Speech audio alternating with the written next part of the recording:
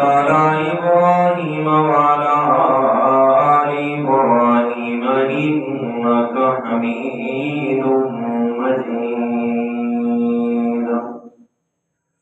سبحانك لا علم لنا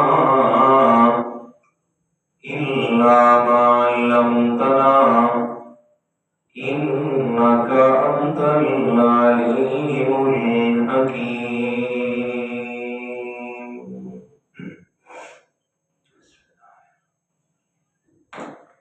گرامی قدر سامعین، المخلصین الموحدین، دوستوں، بزرگوں، عزیز ساتھیوں، کچھ عرصہ سے آپ حضرات کے سامنے علامات قیامت کا ایک طویل موضوع اور ٹاپک شروع کرنے کی سعادت حاصل کی ہوئی ہے کہ قیامت کے وقوع سے پہلے قیامت کے آثار اور علامات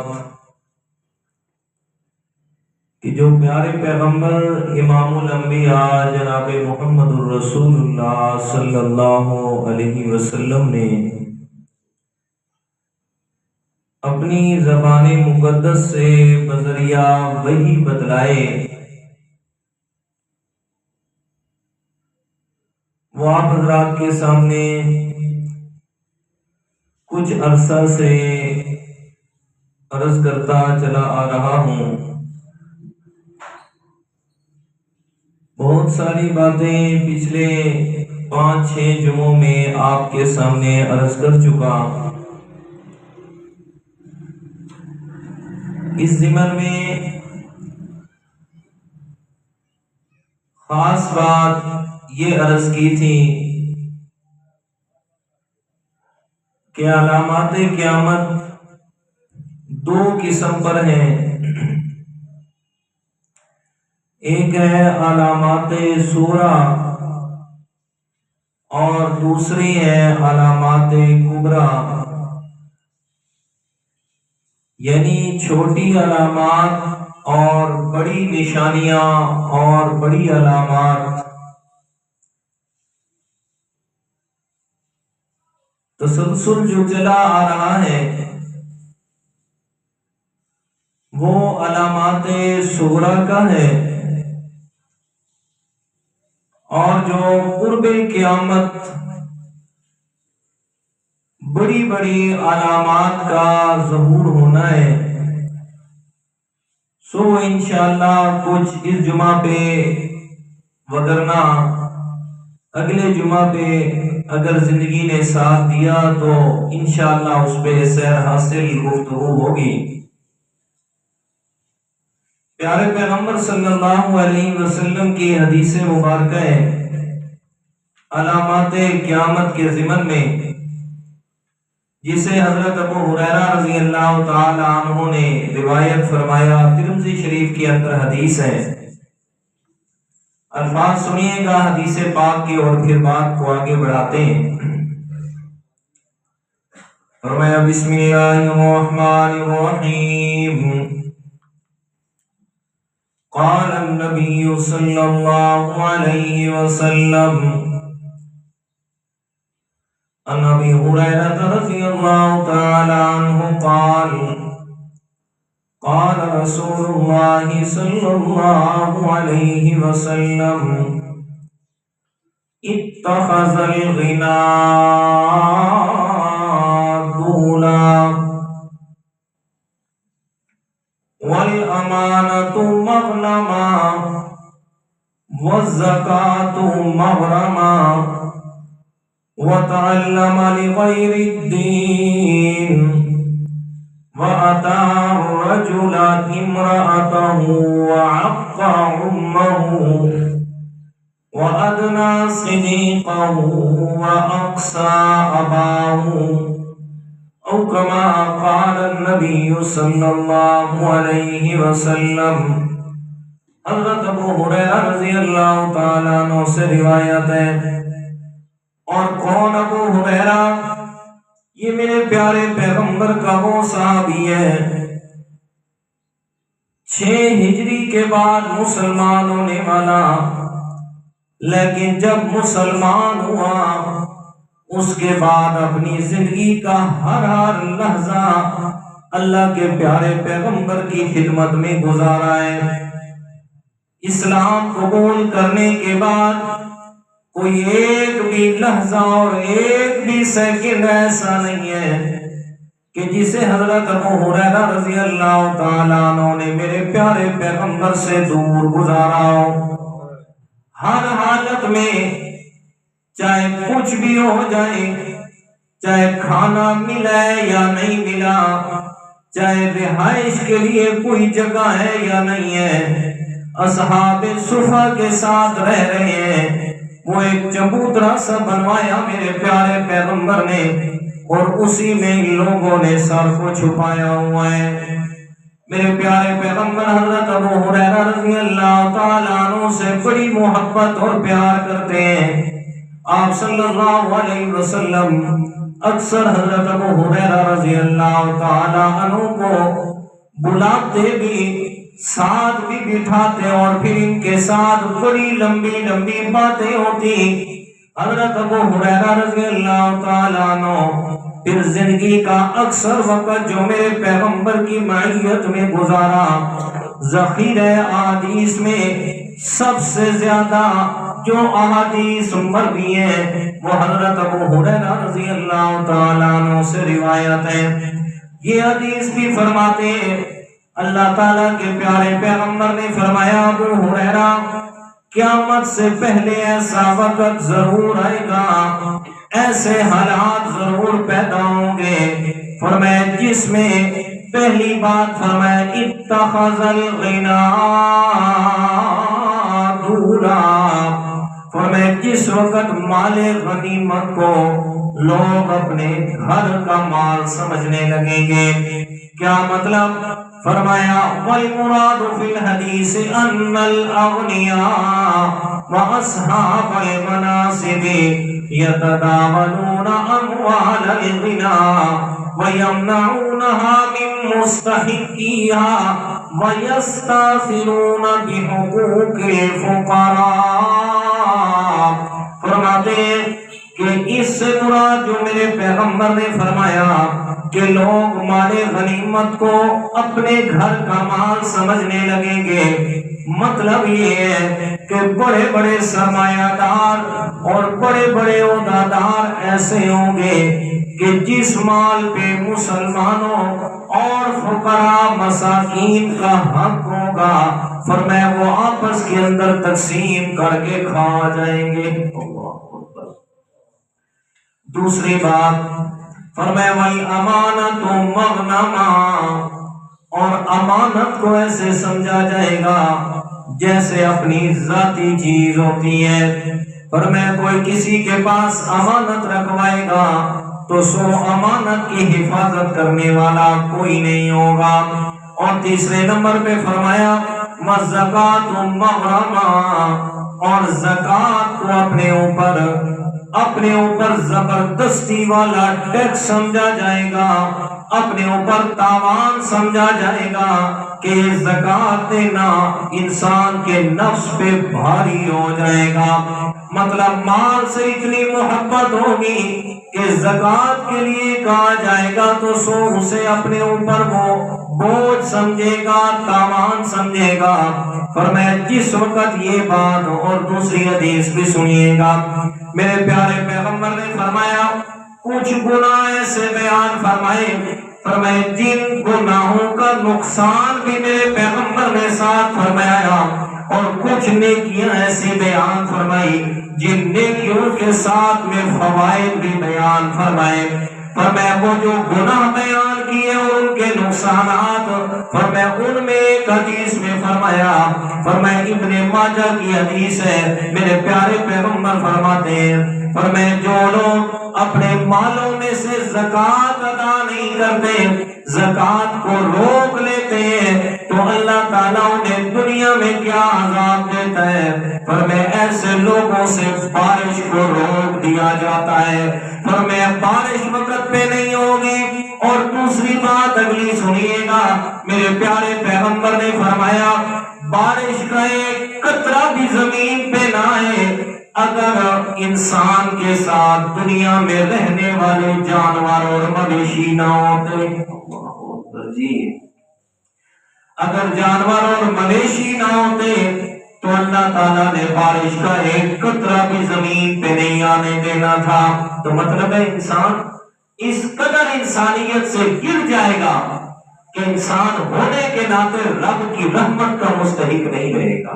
وہ جو رحمت ہوگی تو وہ جانوروں کی وجہ سے انسان پر رحمت ہوگی۔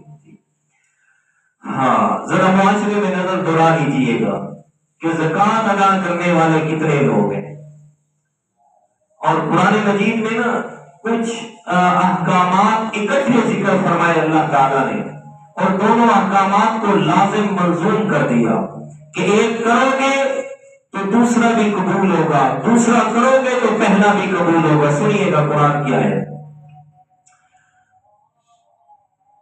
فرمایا اقیموا الصلاۃ وآتوا الزکاۃ، نماز قائم کرو اور زکوٰۃ ادا کرو، ایک حکم۔ دوسرا حکم فرمایا واشکروا لی وَلِوَالِدَيْكَ، فرمایا میرا بھی شکر ادا کرو اور والدین کا بھی شکریہ ادا کرو۔ فرمایا یہ احکامات ایسے ہیں اگر ایک آدمی رب کا شکر ادا کرتا ہے اور اپنے والدین کا احترام نہیں کرتا، والدین کا ادب نہیں کرتا، اللہ تعالیٰ فرماتے ہیں وہ میں نے اپنا شکر بھی اٹھا کے اس کے منہ پہ مارنا ہے۔ جو اپنے والدین کا ادب نہیں کرتا سو مجھے بھی اس کے شکر کی ضرورت نہیں ہے۔ اور فرمایا اقیموا الصلاۃ وآتوا الزکاۃ، نماز قائم کرو اور زکوٰۃ ادا کرو۔ اب نماز اور زکوٰۃ کا اکٹھا حکم دیا۔ اب ایک آدمی نماز تو پڑھتا ہے اور زکوٰۃ اس پہ واجب ہو گئی ہے، صاحب نصاب ہے، اور زکوٰۃ ادا نہیں کرتا جان بوجھ کے، اللہ تعالیٰ نے اس کی نماز کو بھی قبول نہیں کرنا۔ اور اس کا برعکس بھی اسی طرح، زکوٰۃ تو دیتا ہے لیکن نماز نہیں پڑھتا، تو پھر بھی یہ حکم زکوٰۃ بھی اللہ تعالیٰ کے ہاں قبول نہیں ہونی۔ تو فرمایا وَالزَّکَاةُ مَغْرَمًا، اور زکوٰۃ کو اپنے اوپر تاوان سمجھا جانے لگے گا۔ اور حدیث پاک تو یہ سنی نا آپ نے، قرآن مجید کی آیت میں سنیے گا، سورۃ توبہ میں اللہ تعالیٰ کیا فرماتے ہیں، اور میں میرے پیارے پیغمبر اعلان فرما دیجئے جو لوگ اپنے مالوں کو اکٹھا کر کے رکھتے ہیں اور جمع کر کے رکھتے ہیں اور پھر اس میں سے زکوٰۃ ادا نہیں کرتے، فرمایا والذین یکنزون الذھب والفضة، فرمایا سونا چاندی جمع کر کے رکھا ہوا ہے، ولا ينفقونها فی سبیل اللہ، اور اسے اللہ تعالیٰ کے راستے میں خرچ نہیں کرتے، فبشرہم بعذاب علیم، میرے پیارے پیغمبر ایسے لوگوں کو دردناک عذاب کی خوشخبری سنا دیجیے۔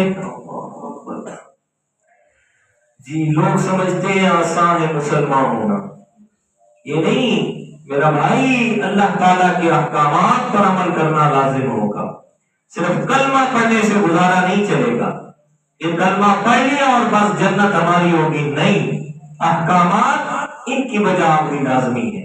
ہم نے تو کلمہ پڑھا ہے بس یہی سمجھتے ہیں کلمہ پڑھ لی ہے جنت ہماری وراثت میں آ رہی، نہیں میرا بھائی نہیں، وہ جو کلمے میں جس بات کا رب سے اقرار اور وعدہ کیا نا تو سو وعدہ پورا ہوگا تو تب جا کے آگے آسانیاں ہوگی، اگر وہ وعدہ پورا نہ ہوا تو سو جیسے عقائد کا وعدہ کیا ایسے پیغمبر کی سنت پر عمل کر بھی وعدہ کیا، نہ صرف عقائد سے بات بنے گی اور نہ صرف اعمال سے بات بنے گی، عقائد بھی ٹھیک اور اعمال بھی پیغمبر کی سنت کے مطابق، تب جا کے نجات یقینی ہوگی۔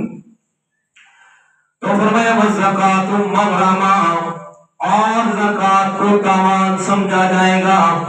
اور اگلی بات سنیے گا وَتَعَلَّمَ لِغَيْرِ الدِّينِ، اور لوگ دین حاصل کریں گے دنیا کو حاصل کرنے کے لیے، دین پڑھا جائے گا دنیا کو حاصل کرنے کے لیے، دین کی نسبت لگائی جائے گی جناب اس لیے کہ لوگ میرے کاروبار میں میرے اوپر ٹرسٹ کریں، میرے اوپر اعتماد کریں۔ دین کے ساتھ نسبت دنیاوی اغراض کی وجہ سے لگائی جائے گی۔ وقت دین کے ساتھ اس لیے لگایا جائے گا کہ میری وہ جو بےہودگیاں ہیں، وہ جو میرے غلط کرتوت ہیں، وہ جو میرے کالے دھندے ہیں، وہ اس دین کی نسبت سے چھپ جائیں گے اور معاشرے کے اندر میری عزت اور وقار اسی طرح بحال رہے گا۔ فرمایا وَتَعَلَّمَ لِغَيْرِ الدِّينِ، جس وقت لوگ دین کے ساتھ صرف دنیاوی اغراض کی وجہ سے نسبت رکھنے لگ جائے، میرے ابو ہریرہ سمجھ لینا اب یہ اللہ کے عذاب کے مستحق ہے، سوائے قیامت کے ان کے لیے اور کوئی بھی راستہ نہیں ہوگا۔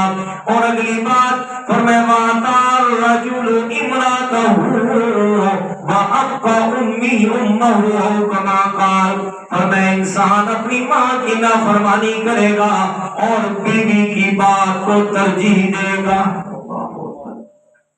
پچھلے جمعے پہ بھی اس میں تھوڑی سی روشنی ڈالی تھی میں نے، پھر سنیے گا، بیوی کی بات کو آگے اور ماں کی بات کو پیچھے کیا جائے گا۔ ماں کی نافرمانی اور بیوی کی فرما برداری عام ہوگی، والدین کا مقام نہیں ہوگا۔ اور اگلا حصہ بھی سنیں، فرمایا وَأَدْنَىٰ صِدِيقَهُ وَأَقْصَىٰ آبَاءَهُ، انسان اپنے والد کی قدر نہیں کرے گا، اپنے دوست کا زیادہ احترام اور محبت ہوگی۔ والد کا مقام نہیں، اپنے دوستوں کو آگے کیا جائے گا، والد کی بات کو پیچھے کیا جائے گا۔ اللہ اکبر۔ میرے پیارے پیغمبر کے ایک صحابی ہیں، زندگی اور موت کی کشمکش ہے، کتنے دن گزر گئے، روح نہیں نکل رہی۔ صحابہ کرام آگے آگے کہتے یا رسول اللہ بڑے مشکل میں، ذرا آئیے گا۔ میرے پیارے پیغمبر تشریف لے آئے اور آگے دیکھا اس کی حالت کو، اور پہلا سوال فرمایا اس کے والدین زندہ ہے کیا؟ فرمایا یا رسول اللہ صرف ماں زندہ ہے، والد فوت ہو گیا۔ بوڑھی ماں کو بلایا گیا، میرے پیارے پیغمبر نے فرمایا ماں جی بتا بیٹے کے ساتھ کیا معاملہ ہے؟ کہتے یا رسول اللہ اس نے جتنی مجھے اذیت اور تکلیفیں دی ہیں میں اسے کبھی بھی معاف کرنے کے لیے تیار نہیں ہوں۔ فرمایا کیا کیا ہے اس نے؟ کہتے یا رسول اللہ چھوٹا سا بچپن میں تھا، والد کا سایہ سر سے چلا گیا، بڑی مشکلات کے اندر اس کو پالا ہے، محنت مزدوریاں کر کے اس کو جوان کیا، اس کے ساتھ آس لگائی کہ میرا بیٹا میرے بارے میں ضرور خیال کرے گا، اور میں اس کے کہنے پہ شادی بھی ہو گئی، لیکن جب اس کی بیوی گھر آئی ہے تو کیا کرتا ہے؟ میری بات کو پیچھے رکھتا ہے، بیوی کی بات کو آگے رکھتا ہے۔ پر میں کبھی بھی نہیں معاف کروں گی، اس نے بڑی تکالیف دی ہے مجھے، میرا مان توڑا ہے اس نے۔ اللہ کے پیارے پیغمبر نے سمجھایا لیکن ماں ضد پہ اڑی ہوئی ہے۔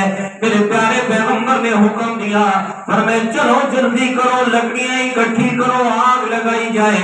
آگ لگائی گئی، جب آگ جلنا شروع ہوئی میرے پیغمبر نے فرمایا ماں جی ذرا دیکھیے گا، تیرے بیٹے نے آگے بھی جا کے جہنم میں جلنا ہے، اگر تو معاف نہیں کرے گی یہ تیرے سامنے تیرے بیٹے کو آگ میں ڈال رہے ہیں۔ لیکن پھر ماں تو ماں ہوتی ہے نا، چیخیں نکل گئی، کہتے یا رسول اللہ ایسا تو نہ کرو، اگر آگے بھی اس نے جہنم میں جانا ہے تو میں نے اسے معاف کر دیا۔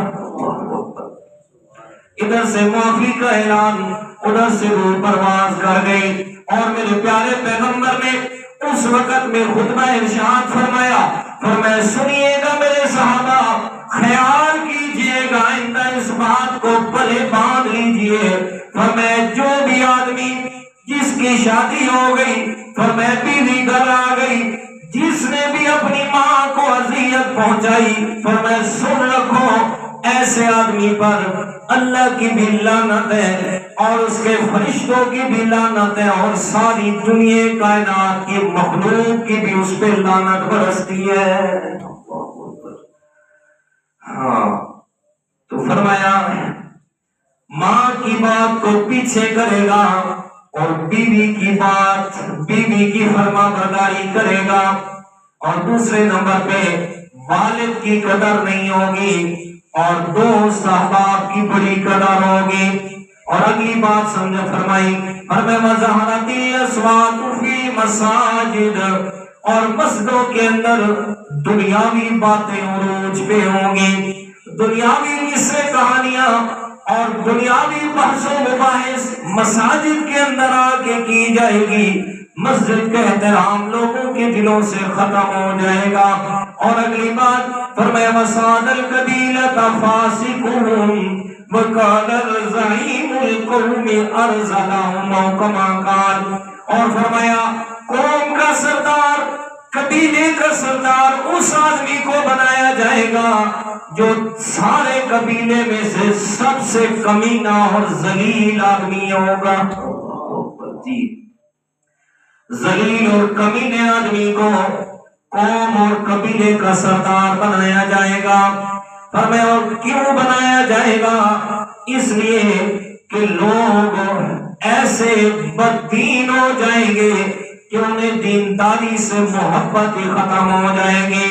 اور اگلی فرمایا وَأُكْرِمَ الرَّجُلُ مَخَافَةَ شَرِّهِ، لوگ دوسروں کی عزت اس لیے کریں گے کہ ان کے شر سے اپنے آپ کو بچانے کے لیے احترام کیا جائے گا۔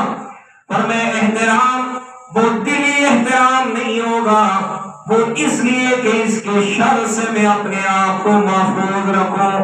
انتہائی شریر آدمی ہے، اگر میں نے اس کی عزت اور احترام نہ کیا تو یقیناً اس نے مجھے نقصان پہنچانا ہے۔ فرمایا وہ عزت احترام حقیقت کے اندر ختم ہو جائے گا۔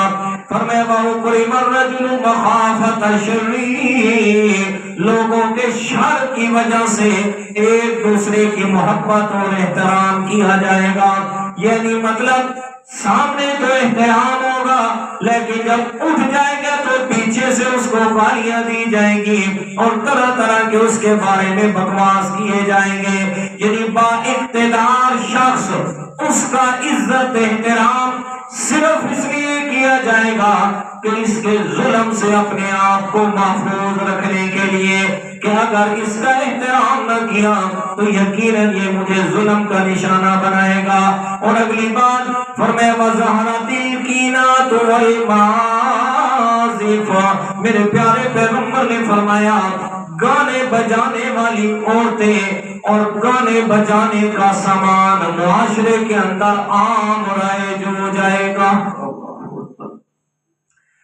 جی یہ میرے پیارے پیغمبر نے ترمذی شریف کی حدیث ہے، قیامت سے پہلے کے حالات بتائے کہ یہ اتنے برے حالات معاشرے کے اندر ہوں گے، گانے بجانے والی عورتیں عام ہو جائیں گی اور ہر جگہ پہ جناب گانے بجانے کا سامان عام ملے گا۔ جی اور ہمارے معاشرے میں جی چاہے خوشی ہے چاہے غمی ہے، کچھ بھی ہے، شریعت کا سرے سے پتہ ہی نہیں ہے۔ جیسے میں اکثر کہتا رہتا ہوں، کوئی اس بات کا کیا کہتے ہیں اسے تکلیف بھی نہیں کرتا اس بات کی کہ میں جا کے کسی عالم سے پوچھ لوں کہ جی خوشی ہے تو خوشی کا شریعت نے کیا طریقہ بتایا، سو وہ طریقہ کیا ہے، میں نے بیٹے کی شادی کرنی ہے، میں نے بیٹی کی شادی کرنی ہے، سو اس کا شرعی طریقہ کیا ہے، سو کوئی پوچھنے کا آتا ہی نہیں پوچھنے۔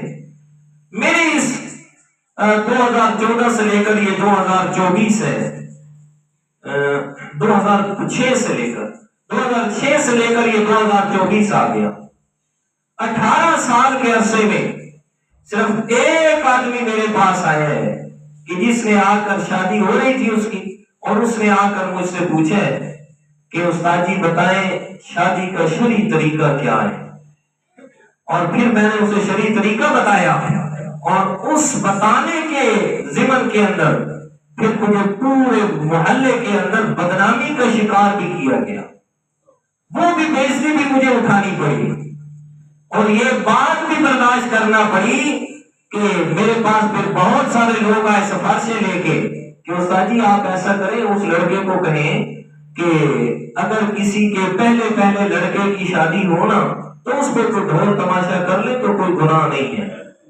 جی۔ میں نے کہا جی میں کوئی پیغمبر ہوں یا میں کوئی خدا ہوں کو شریعت کو تبدیل کر دوں؟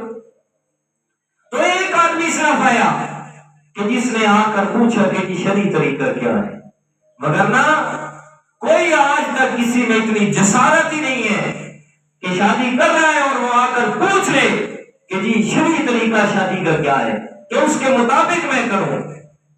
ہاں دوسری طرف ایک دوسرے سے بڑی گپیں اور اس بات پہ ہوگی فلاں کی شادی پہ فلاں کنجری آئی تھی، اور یار اس کا خرچہ کتنے، اس سے رابطہ کیسے ہوگا، کیا طریقہ ہے اس کو بلوانے کا، فلاں کنجر آیا تھا بکواس کر کے گیا، یار کیسے اس سے رابطہ ہوگا، اور پھر اس کو بلوانے کے لیے سارے طریقے پوچھے جائیں گے جی، وہ ساری محنت کی جائے گی، سارے کنجروں پہ کروڑوں روپے اڑا دیتے ہیں، لاکھوں روپے اڑا دیتے ہیں، لیکن جب باری آتی ہے نا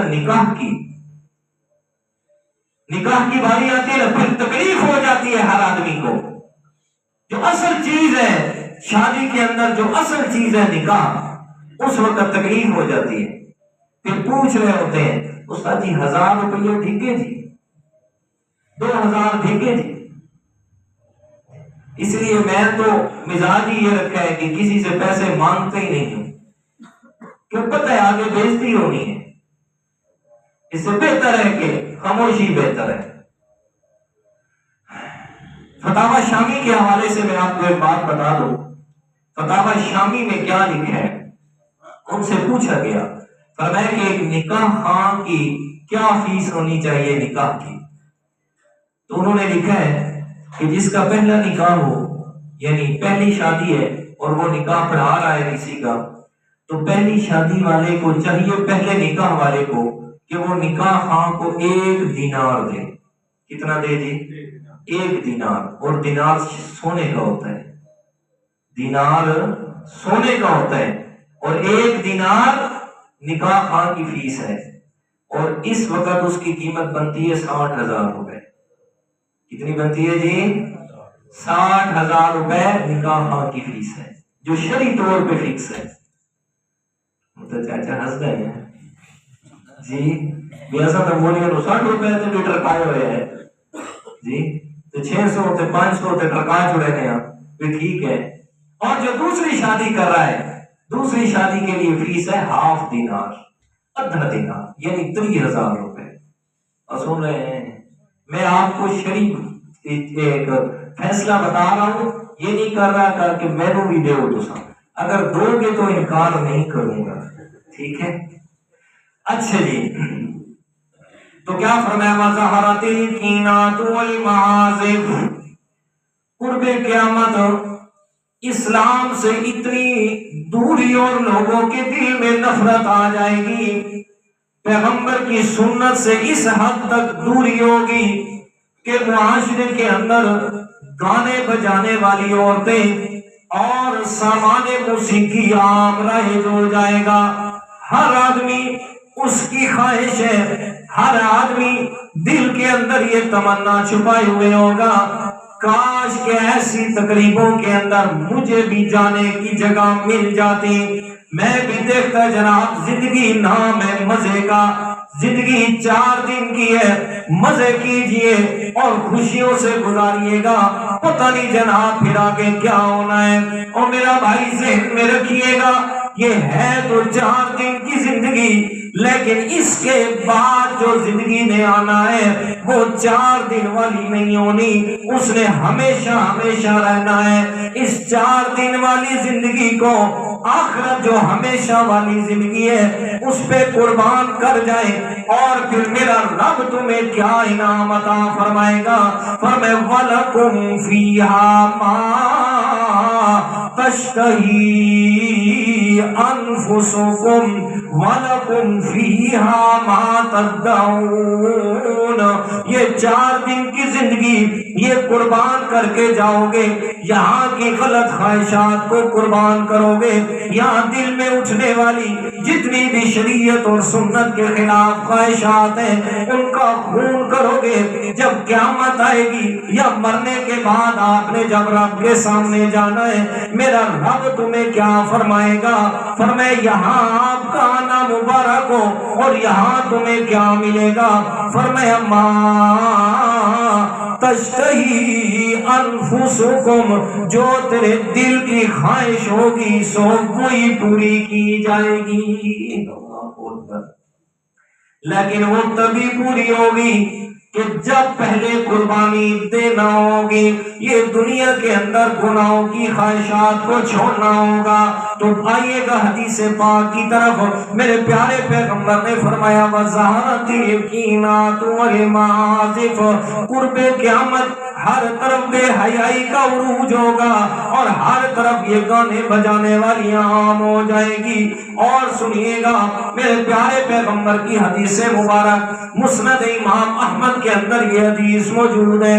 میرے پیارے پیغمبر نے فرمایا اللہ تعالیٰ نے مجھے رحمت للعالمین بنا کر مبعوث فرمایا اور حکم دیا میں پیغمبر کو، فرمایا آپ نے جا کے دنیا میں عیسائیت اور صلیب کو توڑ دینا ہے، ختم کر دینا ہے۔ اور دوسری بات مجھے حکم کیا میرے رب نے، فرمایا گانے بجانے کے جتنے بھی سامان ہیں انہیں دنیا سے ختم کرنا ہے۔ میرے پیغمبر کو تو یہ حکم دیا گیا، اور ہم کیا کر رہے ہیں جی؟ ادھر سے کہلواتے ہیں عاشق رسول، ادھر سے کہلواتے ہیں جناب ہم سے بڑا تو کوئی مسلمان ہی نہیں ہے، ہم سے بڑا تو کوئی پیغمبر کا عاشق ہی نہیں ہے۔ اکثر کہتا رہتا ہوں میرے پیارے، زبانی دعوے سے کچھ بھی بننے والا نہیں ہے، صرف زبان کے دعوے سے کچھ بھی حاصل ہونے والا نہیں ہے، جب تک کہ پیغمبر کے ساتھ حقیقی محبت کا اظہار نہیں ہوگا۔ میرے پیارے پیغمبر سے پوچھا گیا اللہ کے پیارے پیغمبر ذرا بتائیے گا آپ کے فرمان کے مطابق ہمیں یہ بات سمجھ آئی ہے، فرمائے کہ آپ سے جو محبت کرتا ہے سو اس کا ایمان مکمل ہوتا ہے۔ اب ذرا ہمیں یہ بتائیں کہ آپ کی محبت کا معیار کیا ہے؟ کیسے پتہ چلے گا کس کو پیغمبر کے ساتھ زیادہ محبت ہے اور کم محبت ہے؟ ذرا اپنی محبت کا معیار بھی بتائیے گا۔ میرے پیارے پیغمبر نے فرمایا من احبنی فقد اطاعنی ومن اطاعنی فکان معی فی الجنہ، او کما قال علیہ الصلوۃ والسلام، فرمایا میری محبت کا معیار یہ ہے، فرمایا فقد اطاعنی، جو مجھ سے محبت کرے گا اس کی زندگی میں سب سے زیادہ میرے پیغمبر کی سنت کی اطاعت ہوگی، اور جو میرے پیغمبر کی سنت کی اطاعت کرے گا فرمایا فکان معی فی الجنہ، میرے پیغمبر نے فرمایا وہ جنت میں میرے ساتھ ہونا ہے۔ اب معیار کیا آ گیا؟ پیغمبر کے ساتھ محبت کا معیار ہے اطاعت، پیغمبر کی سنت اپنی زندگی میں نافذ کرنا۔ فرمایا یہ بات ہوگی تو محبت سچی ہے، اگر یہ نہیں ہے تو پھر زبانی دعویٰ ہے میرا بھائی، اس کے علاوہ اور کچھ نہیں ہے۔ اور حدیث پاک سنیے گا، آپ صلی اللہ علیہ وسلم نے فرمایا رب قاسیات عاریات مائلات ممیلات، او کما قال النبی صلی اللہ علیہ وسلم، فرمایا قرب قیامت ایسی اور عورتیں آئیں گی، فرمایا رب قاسیات عاریات، فرمایا جو کپڑے پہننے کے باوجود بے لباس اور ننگی نظر آئیں گی، مائلات ممیلات، فرمایا خود بھی مردوں کی طرف مائل ہونے والی اور مردوں کو اپنی طرف مائل کرنے والی ہوں گی۔ صحابہ کرام نے سوال کیا یا رسول اللہ کیسے کپڑے پہننے کے باوجود ننگی ہوں گی؟ میرے پیغمبر نے فرمایا دو چیزیں ہیں، فرمایا یا تو کپڑا اتنا باریک ہوگا کہ جسم نظر آئے گا، یا پھر اتنا ٹائٹ ہوگا کہ جسم کا ہر حصہ الگ الگ نظر آئے گا، اور مائلات ممیلات، اور فرمایا ایسے اپنے جسم کو حرکت دے گی اور ایسے حرکتیں کہ جس سے مقصد ان کا مردوں کو اپنی طرف مائل کرنا ہوگا اور خود کو مردوں کی طرف زیادہ میلان کرنا ہوگا ان کا مقصود۔ فرمایا ایسی عورتیں ہوں گی، لیکن سنیے گا کیا ہوگا، فرمایا قیامت کے دن آئے گی، فرمایا ایسی عورتوں کو جنت تو دور کی بات ہے، فرمایا ان کو جنت کی خوشبو بھی نصیب نہیں ہونی۔ جی، اور جنت کی خوشبو سینکڑوں برس دور سے آ رہی ہوگی، فرمایا لیکن انہیں جنت کی خوشبو بھی نصیب نہیں ہوگی۔ حدیث پاک اور بھی سنیے گا، ابھی ذہن میں آ گئی ہے۔ میرے پیارے پیغمبر نے فرمایا جو عورت اپنے خامد سے بغیر کسی قصور کے طلاق مانگتی ہے، الفاظ بڑے محتاط ہے، سمجھنے کی کوشش کرنا، فرمایا جو عورت اپنے خامد سے بغیر کسی قصور کے طلاق مانگتی ہے، فرمایا قصور کیا ہے خامد کا؟ پہلا نمبر کہ خامد اس کے حقوق ادا نہیں کرتا، خامد اس کے حقوق کی ادائیگی نہیں کرتا، یا دوسرا نمبر اس پہ ظلم کرتا ہے، اور واقعتاً جسے ظلم کہا جاتا ہے ویسا ظلم کرتا ہے۔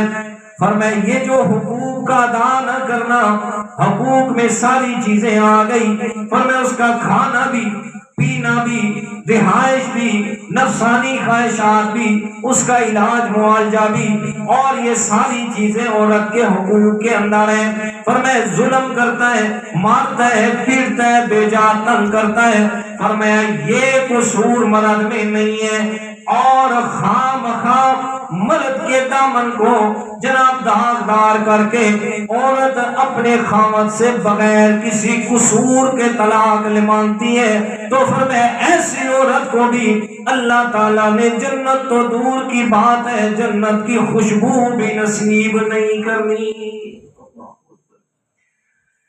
جی، اور آج ہمارے معاشرے کے اندر کیا بات ہے، سمپل اور سادہ سی بات نکال لیتی ہیں عورتیں، جی میرا مرد تو ٹھیک نہیں ہے، جی اب تو وہ الفاظ بول ہی نہیں سکتے، ہمیں شرم اور حیا آتی ہے وہ الفاظ بولتے ہوئے، اور وہ عورتیں بول رہی ہوتی ہیں کہ جناب میرا خامد کو مردوں والی اس پہ بات ہی نہیں ہے، اور پھر پتہ کیا چلتا ہے بعد میں کہ اپنے آشنا کے ساتھ گئی اور جناب موجے اڑا رہی ہے۔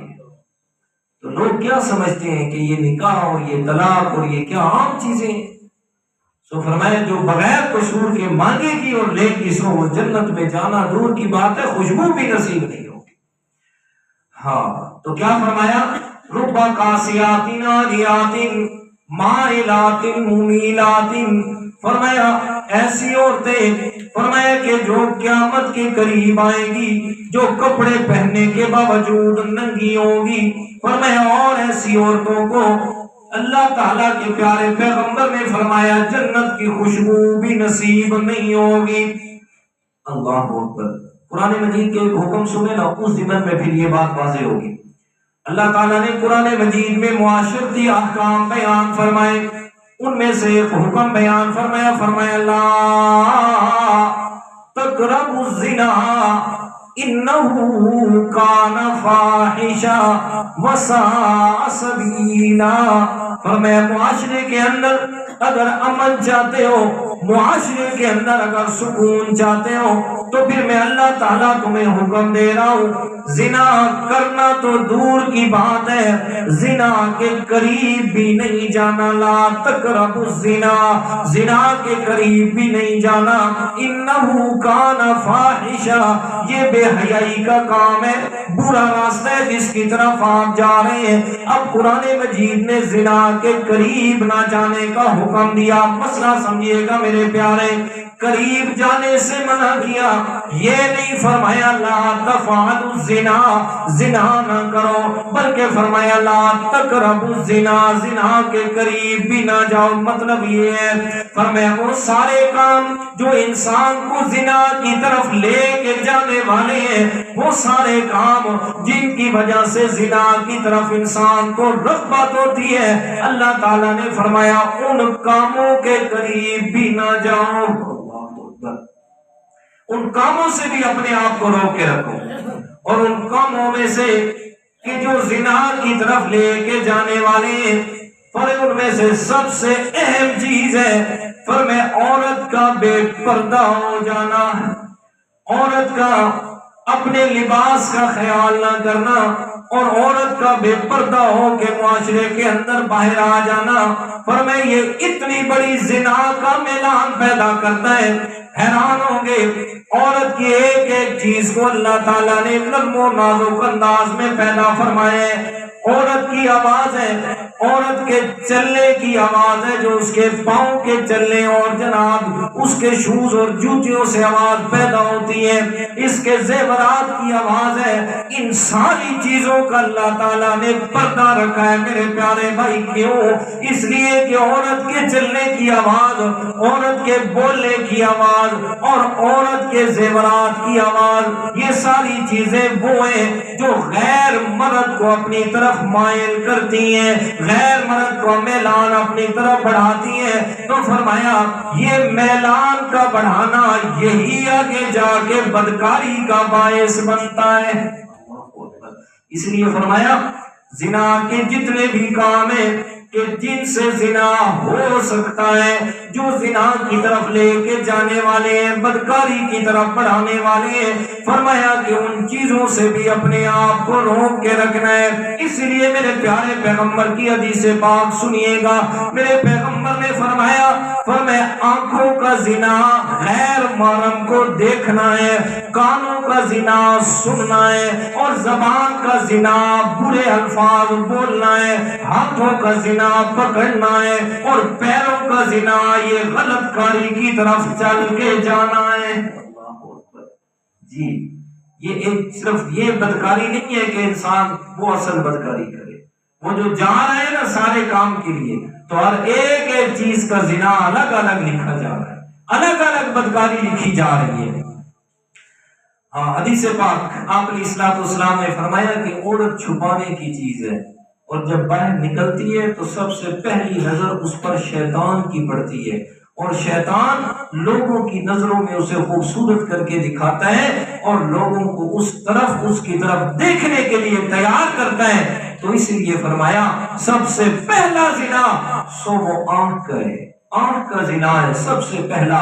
فرمایا اگر کوئی آدمی جانے انجانے کے اندر کسی غیر محرم پر نظر اٹھ گئی تو فرمایا فوراً اپنی آنکھیں بند کر لے، اور پھر فائدہ کیا ہوگا؟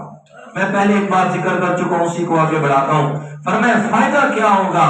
فائدہ یہ ہوگا کسی غیر محرم پر نظر پڑی اور اس نے فوراً سے آنکھ بند کر لی اللہ کے خوف سے، فرمایا اللہ تعالیٰ اس عمل کی برکت سے اس آدمی کو عبادت میں مٹھاس اور دلچسپی نصیب فرمائے گا۔ جی اس گناہ سے بچنے کا فائدہ کیا ہوگا کہ عبادت کے اندر مٹھاس اور دلچسپی نصیب ہوگی۔ اکثر لوگوں سے سوال آتا ہے کہ استاد جی عبادت کرتے ہیں مزہ نہیں آتا، دل نہیں لگتا۔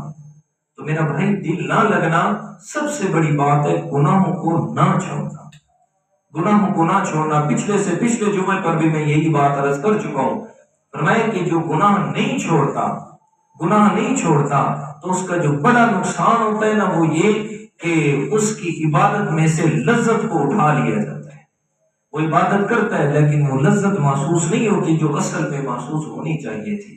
تو بہرحال یہ ایسی عورتیں قرب قیامت آئیں گی اور اپنے جسم کی نمائش کریں گی اور مردوں کو اپنی طرف میلان کریں گی.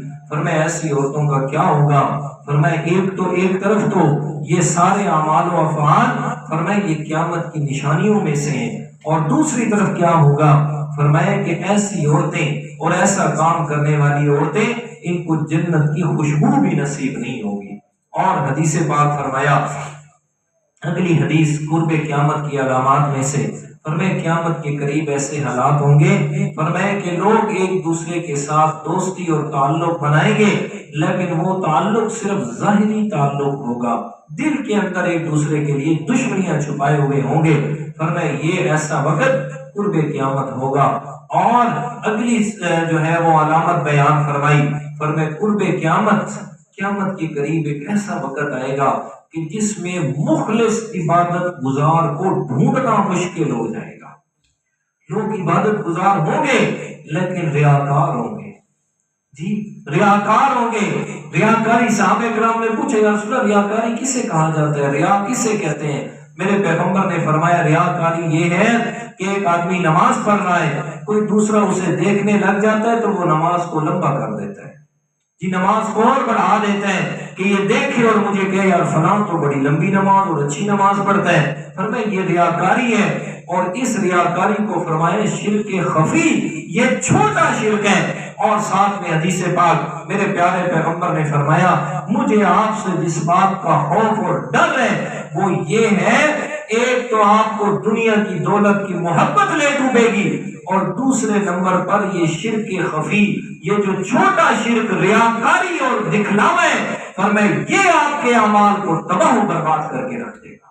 جی سورۃ الکہف کے آخر میں فرمایا ومن کان اس طرح قل انما انا بشر مثلکم یوحی الی انما الہکم الہ واحد فمن کان یرجو لقاء ربہ فلیعمل عملا صالحا ولا یشرک بعبادت ربہ احدا.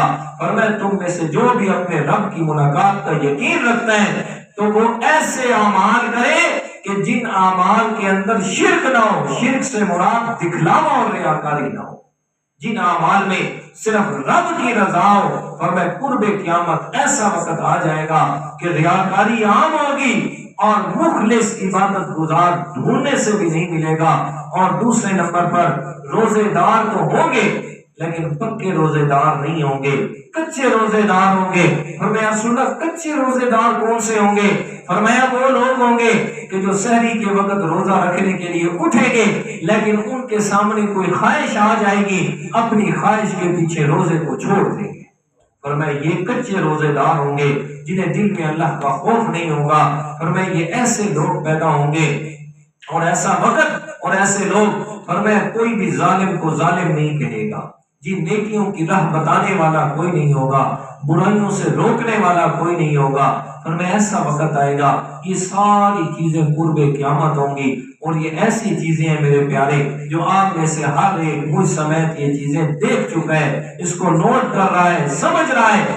بار بار بتانے کا مقصد میرے پیارے کہ ایسے وقت اور ایسے حالات کے اندر میرے پیارے پیغمبر سے پوچھا گیا اور میں یا رسول اللہ یہ سارے اوقات ہم اگر اپنی زندگی میں دیکھ لیں تو پھر ہم کیا کریں؟ میرے پیغمبر نے فرمایا آپ کے ذمہ ہے کہ آپ یہ کریں کہ اس راستے پہ رہیں کہ جس راستے پہ ما انا علیہ و اصحابی، میں پیغمبر ہوں اور میرے صحابہ کرام جس راستے پہ ہیں پر میں اس راستے پہ رہنا تبھی کامیابی ہوگی. اگر وہ راستہ چھوڑ دیا جس پر میں اور میرے پیغمبر میرے صحابہ کرام موجود ہیں تو یاد رکھیے گا فرمایا پھر تم نہیں راہ راست پہ آ سکتے. آخری بات فرمایا میری امت کے اللہ اکبر یہ بڑی نشانی بتائی میرے پیغمبر نے. فرمایا کہ قیامت سے پہلے فرمایا میری امت کے بعد کے لوگ پہلے والے لوگوں پر لعنتیں کریں گے. بعد میں آنے والے لوگ پہلے لوگوں پر کیا کریں گے؟ لعنتیں کریں گے. اور میرا بھائی یہ حدیث مبارکہ میرے پیارے پیغمبر نے عرصہ دراز پہلے فرما دی، آج تو پیغمبر کے صحابہ بھی اس بات سے محفوظ نہیں ہے۔ آگے 14ویں 15ویں صدی کے ملا اٹھ کے جو آ کر پیغمبر کے صحابہ کی غلطیاں نکالنا شروع ہو گئے، جی کہ صحابہ نے یہ کیا اور وہ کیا اور فلاں کیا اور ڈھیکاں کیا۔ میرے استاد محترم یہاں ایک جملہ ارشاد فرماتے ہیں، میں آپ کے سامنے وہ دوہرا دیتا ہوں۔ فرماتے ہیں، فرمائے صحابہ کرام یہ تاریخی شخصیات نہیں ہیں، بلکہ صحابہ کرام قرآنی شخصیات ہیں۔ کون سی شخصیات ہیں جی؟ قرآنی شخصیات ہیں۔ صحابہ کرام کو تلاش کرنا ہے تو رب کے قرآن میں کرنا ہے، تاریخ میں نہیں کرنا۔ اس لیے تاریخ تو تاریخ ہوتی ہے، وہ تو آپ کو اندھیروں میں لے جائے گی۔ تو میرے پیارے پیغمبر کی حدیث مبارکہ فرمائے بعد کے لوگ پہلے لوگوں پر کیا کریں گے؟ لعن طعن کریں گے۔ آج جناب سوشل میڈیا کا دور ہے اور جناب کہاں سے کہاں تک بات سیکنڈ میں پھیل جاتی ہے۔ کیا کرتے ہیں کتنے ایسے مفکر اور مدبر اور ڈاکٹر اور انجینئر اور پتہ نہیں کیا سے کیا آگے بیٹھے ہیں، جن کا کام ہی یہی ہے صبح سے لے کر شام تک اور شام سے لے کر صبح تک فلاں حوالے میں یہ لکھا ہے، فلاں صحابی پہ یہ ہوا، فلاں میں یہ لکھا ہے، فلاں پہ یہ ہوا، فلاں میں یہ لکھا ہے۔ اور میرا بھائی میرا سوال آپ سے یہ ہے کہ آپ کی یہ ڈپٹی لگائی کس نے ہے کہ پیغمبر کے صحابہ میں سے غلطیاں نکالی ہیں؟ جی یہ کس نے ڈپٹی لگائی ہے آپ کی؟ بھائی وہاں پر وہی نازل ہوئی ہے رب کی طرف سے۔ جب رب کہتا ہے میں پیغمبر کے صحابہ سے راضی ہوں، جس حال میں ہے جس طرح ہے، اور میں رب ان سے راضی ہو گیا، اور جب میں راضی ہو گیا تو تمہیں کون سی تکلیف پڑ گئی؟ تمہیں کون سی جناب تکلیف ہو گئی کہ تم پیغمبر کے صحابہ میں غلطیاں نکالنے لگے ہو؟ تو بہرحال کہنے کا مطلب یہ ہے میرے پیارے کہ یہ جو بعد والے لوگ پہلوں پر لعن طعن کریں گے، یہ قیامت کی بڑی نشانی ہے۔ یہ قیامت کی نشانیوں میں سے کیا ہے جی؟ نشانی ہے۔ بہت ساری باتیں 6-7 جمعوں میں عرض کر چکا، اگلے جمعے پہ انشاءاللہ وہ جو علامات کبریٰ ہیں، جو قیامت کی بڑی بڑی نشانی ہے، جن میں دجال ہے، عیسیٰ علیہ السلام، امام مہدی کا ظہور، یاجوج ماجوج کا آنا، اور دابۃ الارض زمین میں سے بڑا جانور نکلے گا، تکلمہم لوگوں سے کلام کرے گا۔ ان ساری باتوں کو انشاءاللہ اگلے جمعے میں بیان کروں گا بشرط زندگی۔ جو کچھ کہا اللہ تعالیٰ عمل کی توفیق عطا فرمائے۔